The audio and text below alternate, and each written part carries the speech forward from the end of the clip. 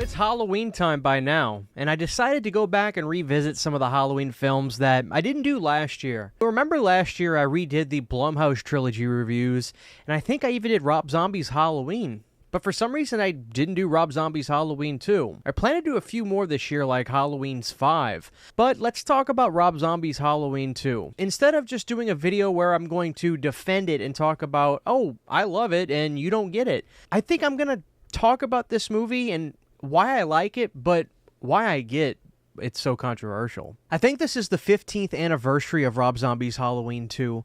Now, most of you know this, but in case you don't, Rob talked about how he really didn't want to come back and do this film. His story makes sense, but I still question a little bit as to why he went back. So the story goes that, he said he wasn't going to do another one, but because the movie was so successful, they tried to start making it with other people. I think they had a director come in and other people got involved with it, but something happened at the 11th hour, and maybe Weinstein didn't like this person or that. I know, go figure, one of the Weinsteins not get along with somebody. But something happened at the 11th hour where Rob asked him what was going on, and somebody involved in the project told him it's not good, things aren't working out, and then he just decided magically, okay, well, I guess I'll do it. I think his rationale at the time was he thought about, well, those were the characters I created, and he didn't create those characters, but I do understand what he meant.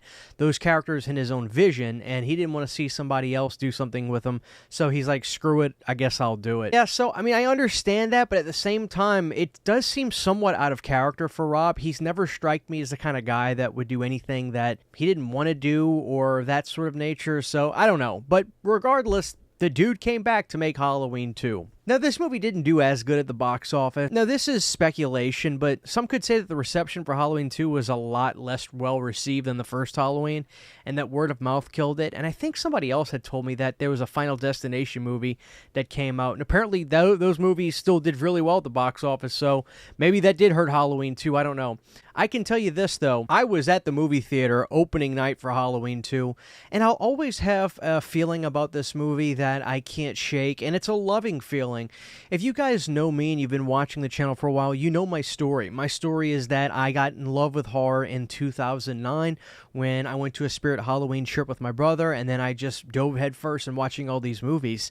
This all coincided at a time where this movie was coming out in the movie theater, so I saw this movie as this brand new horror fanatic, and it was a great time in my life, so I can never look back at that experience as something negative, whether I would have really liked the movie or not. Paranormal Activity and Halloween 2, that was an awesome time for me in the movie theaters. That was my senior year of high school, too. Alright, so Rob's heavily criticized with his Halloween films. A lot of Halloween fans just don't like his movies. I think I really do get it. Now, there's the obvious things, like the way he takes Michael Myers' character and makes it this less mystiqued character, where in 2, what's really bizarre is I truly forgot just how much Rob shows Michael. Not only without his mask, but how he shows these shots of him walking through the fields in the middle of the day. Now, obviously, if you're going to have some kind of serial killer like Michael Myers, he has to be somewhere, but John Carpenter was the kind of guy that would never do that sort of thing, much less all the people involved in the sequels up until H2O. H2O, the dude got all the way from Haddonfield on one side of the country to California. I guess he drove because he stole a car in that one. That's right, he learned how to drive in the first one, didn't he? I guess my point is, it's not like he did something that is illogical, but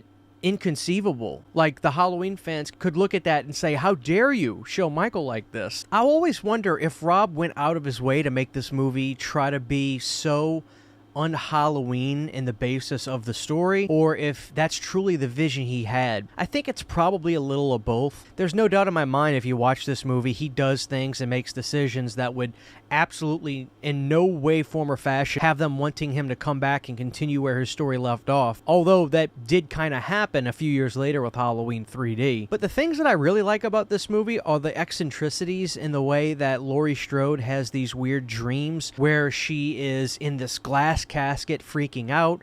Of course, the weird stuff with that Pumpkin King and the dinner table, all that sort of stuff to me is just really cool. I assume it's more or less metaphorical stuff that's going on inside of Laurie's head because of the connection of Michael, which is not something I could ever see myself disliking because, this sort of thing was kind of hinted at prior when we saw Danielle Harris's character from like Halloween 5. She was having that connection with Michael and she was you know, having all these weird spurts and things like that. So I can get down with a little bit of the weirdness in that sense. I can understand how people think it's too much, but for me, what the hell? Let's just go for it. Now, I don't know how much this matters to the diehard Halloween fans, but I can see this being a problem for a lot of people. Does the Halloween theme ever play in this movie? It may, but off memory, I can't really tell you where it does.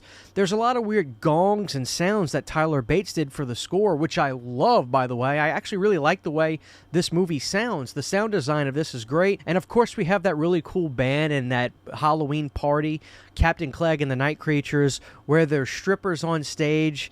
There's beer, booze going everywhere. It's a hell of a Halloween party, but yeah, it's weird that there were strippers outdoors like that. Doesn't that seem like it would be illegal anywhere, really? I mean, you can't just be naked outdoors, but in Rob Zombie's world, you can, I guess. But there are some things in Halloween 2 I just have to say that I absolutely love. I do like the way he took this movie and just hardline the essence of what PTSD and mental illness can do. Laurie Strode is just completely broken down. It's so intense and, to me, very, very realistic. And I hate to compare this to Halloween 2018, but for me, she has the right to be acting that way and so disturbed. I mean, Michael is missing right then and there after this whole ordeal happens. Not like he's been locked up in a prison for 40 years where you then create a... Okay, I need to stop. I don't need to compare this to Halloween 2018. But my point is, I really like that element of the film. And I also think Danielle Harris is really great in this. I mean, is it her best Halloween performance? I still think that's kind of Halloween 4, but man, she's fantastic in Halloween 2, which also makes me want to talk about another performance. Now, this is something Rob does in a lot of his movies, but I think he did this the hardest in this Halloween film. You know, in a lot of horror movies, especially in Halloween movies as well, like in Halloween 4, some of the death scenes, when you see the dead people, it's like a ooh, ah kind of thing. But in Halloween 2, it is so intense in the aftermath of some of these death sequences. And once we see Danielle Harris's death in this movie, her dad, played by Brad Dourif, when he comes in, it's like so tense. If my memory serves me right, like when we're watching this moment in the theater, albeit this was a theatrical version still, nobody is like, oh my God. It's just the performance that Brad gives and the look in his eyes are so detrimentally intense. That's where these movies shine to me. The risks that Rob takes in those directions are things I'll always love. Now, the two guys that pick up Michael Myers in the ambulance and they're driving off, there's some pretty silly dialogue about horrible things in a joking manner, mind you. This movie didn't need that, but I can meet you guys halfway. Some of that stuff we could have done without. But when Rob takes big swings like that dream sequence with Michael in the beginning of the film, where Michael invades the hospital, that sequence, I could get a little flack for saying this, is one of my favorite sequences in the entire Halloween franchise. That scene is just so intense. Now, sometimes dream sequences can be a pain in the ass, but if you do something that good, in my mind, okay, I'll let it slide. But there's also some quirky, weird things about this movie that I just have to laugh at. There's a scene at the Rabbit and Red Lounge where Jeff Daniel Phillips' character is mumbling stuff, where the guy who runs the strip joint tells him to take out the trash. I watch movies with the subtitles on, and if you watch movies with the subtitles on, you'll notice something pretty funny.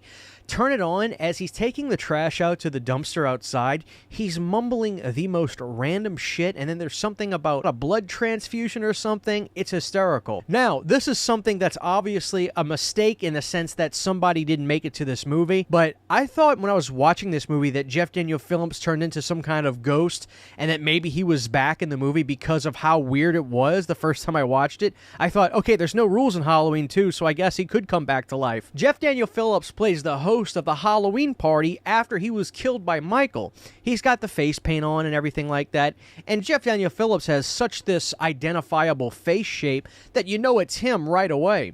So I think I found out what happened.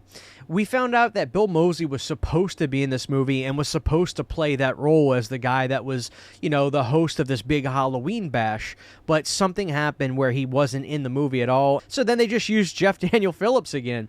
But I swear, the first time I watched the movie, I said to myself, he came back to life. What's going on? This is going to be a crazy tie-in. This is going to change the whole dynamic of the movie. But No, they just had to throw him in there. Rob, you couldn't have grabbed anybody else to do that? Come on, man. I could go on about the white horse stuff in this movie. The reality is everybody's got their stance on the white horse stuff. I could tell you my thoughts on it, how I think it's this real cool metaphor for the movie and the way Michael has his own psychosis as a character, but the reality is it's not something I'm going to change anybody's mind on, and I don't really feel the need to do that. Most of you have your opinions about this movie, and you're not watching this to have your opinion changed.